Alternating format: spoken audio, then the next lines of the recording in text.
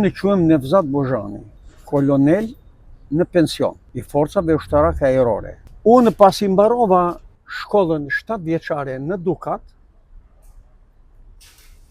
më doli bursa në shkollën ushtarake Skënderbej.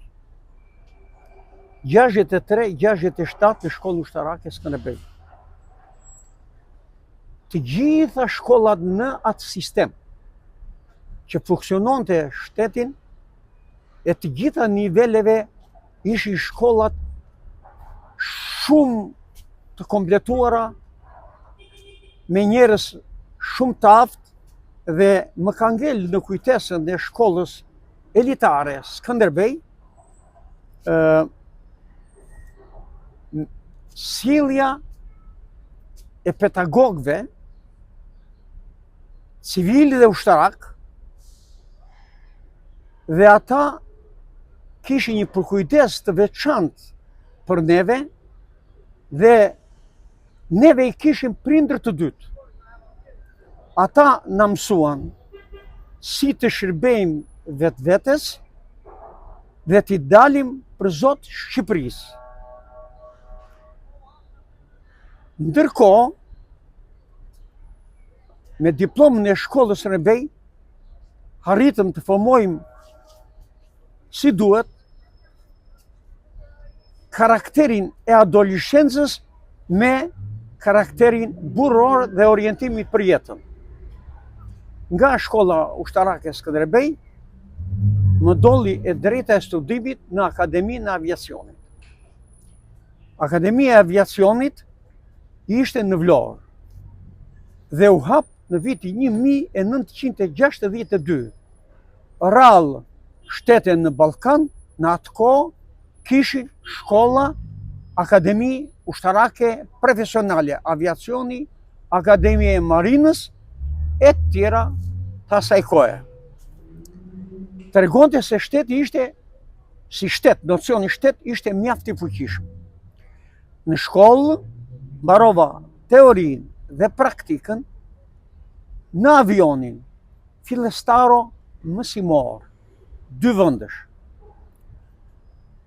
Në vitin 1968, kur shteti shqiptar doli nga traktati Varshavës, për ato arsyet që dihen historike,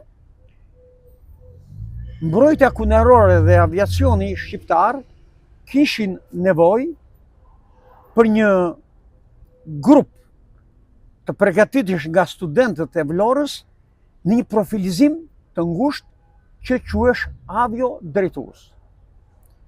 Ne me një grup shokësh, pasi mbaruam teorinë në Vlorë, praktikën e zhvilluam në repartet e aviacionit në Rinas, në qendrën operacionale të sovranitetit ajror dhe në nëndor të vitit 1969, me rastin e paradës,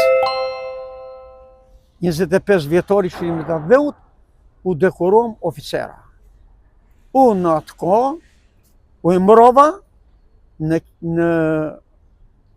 vend komande qendrore që quhesh, e cila funksiononte me një grup drejtimi me detyrë funksionale ruajtjen e hapësirës ajrore të Shqipërisë. Që do të thotë të drejtoje me kompetencë avionët e rojës luftarake nga aerodromet e Kuçovës, të Rinasit, e më vonë të bazë ushtarake ajrore të Gjadrit, në ruajtje të hapësirës ajrore shqiptare nga avion shkelës apo edhe sulmues që mund të vinin në drejtim të territorit shqiptar.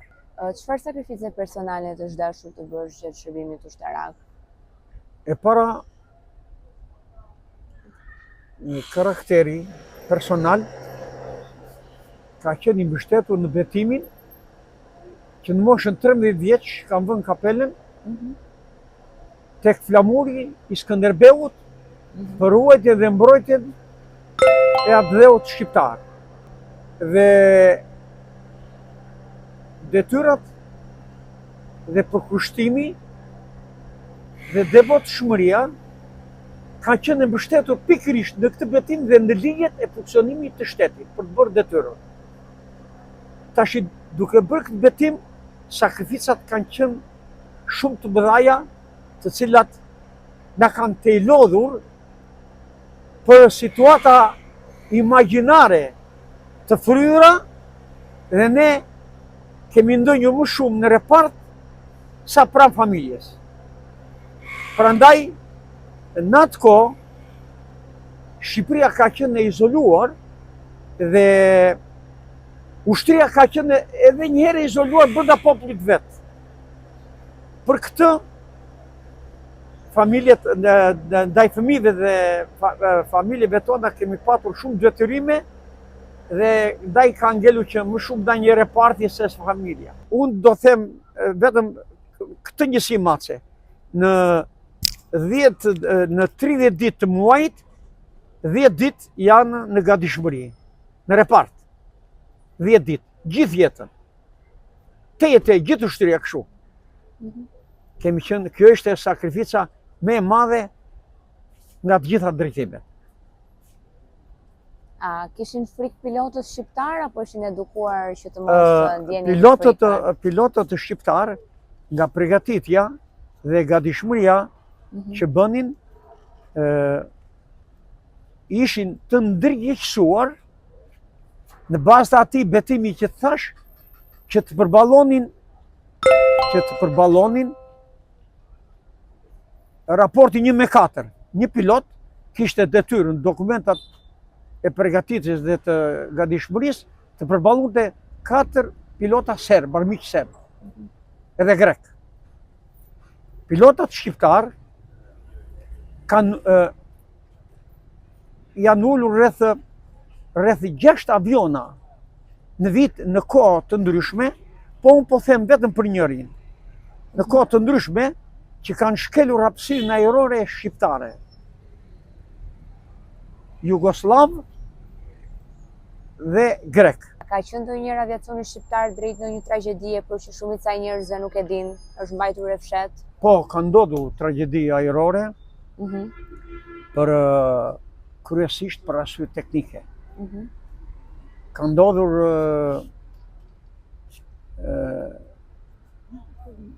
në rreth vitit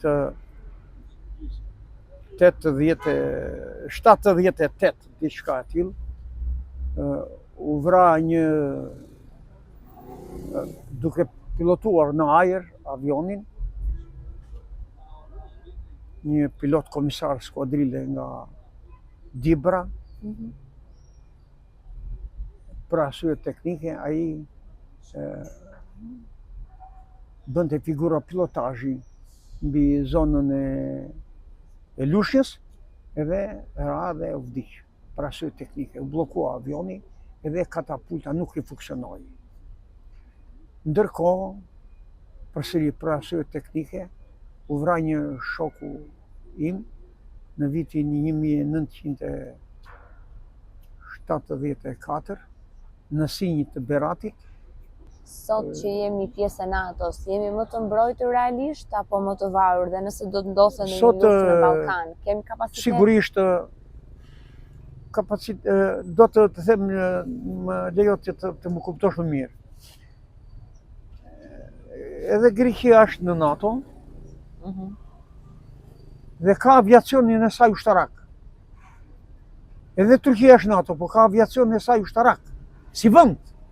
Plus që është në NATO. Më dëgjoni me vëmendje, këtë është shumë e rëndësishme. Ka aviacion e saj ushtarak. Ne nuk kemi aviona. Vetëm kemi 4 helikopterë që funksionojnë, janë bashkohor, na i ka dhënë Amerika. Dhe jemi në strukturat e NATO-s.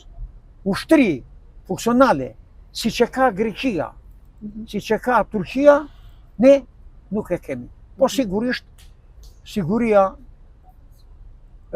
është më e madhe se jemi pjesë e NATO-s. Ky është problemi. Po ama ushtrinë tonë se kemi. Kemi strukturat e veçanta, funksionojnë aq sa mund të funksionojnë, por mbrojtja është e sigurt, po ama faktikisht në dinjitetin e shtetit, pra aq ushtri sa kanë dhe këta që janë NATO, nëse kemi. Kjo është e vërtetë. Si të duket fakti që shumë të rinj nuk duan të bëhen pjesë e ushtrisë sot? Të duket sikur ka ikur ndjenja vetare? Ndjenja, unë po them, do të them këtë. Sot, nga mosha 40 vjeç e poshtë, për mendimin tim, kjo pjesë e rinie, them masive, mendoj unë kështu. Ju rregulloni dhe atë në fjalë, unë mendoj. Jo vetëm që nuk duan dim për Shqipërinë, se s'është, dhe e quajnë herezi detyrat ndaj vendit. Nuk kanë asnjë lloj respekti as nuk duan t'ia dinë fare, as nuk janë të interesuar dhe unë në atë zonën e Laprakës jam ndërlidhës me komunitetin, jam kryeplak. Edhe Ministria e Mbrojtjes shpesh me institucionet e shtetit kërkon dje me vajza të reja të venë në ushtrim me pagesë, me gjej me vështirësi. Tani ka një 2 vjet që ka filluar pak kjo dëshirë të përmirësohet të venë me pagesë, sepse dolli dhe ligji që ka detyrime njerëzit, edhe rezervistët, edhe njerëzit kanë në 18 vjeç duhet që të bëjnë ushtri. Edhe këto vende po i kthehen në Evropa dhe interesimi është shumë, kjo mosh nuk është fare e interesuar. Nëse do t'i drejtohesh e një piloti sot shqiptar, çfarë mesazhi do t'i thoje? Mesazhi është ky. Pilotat sot kanë më shumë hapësira, dije dhe kulturë në pikpamje të përgatitjes teorike dhe të devotshmërisë, sepse shqiptarët tani, pilotat shqiptar janë global, janë në interes dhe funksionim të detyrave luftarake të Aleancës së NATO-s.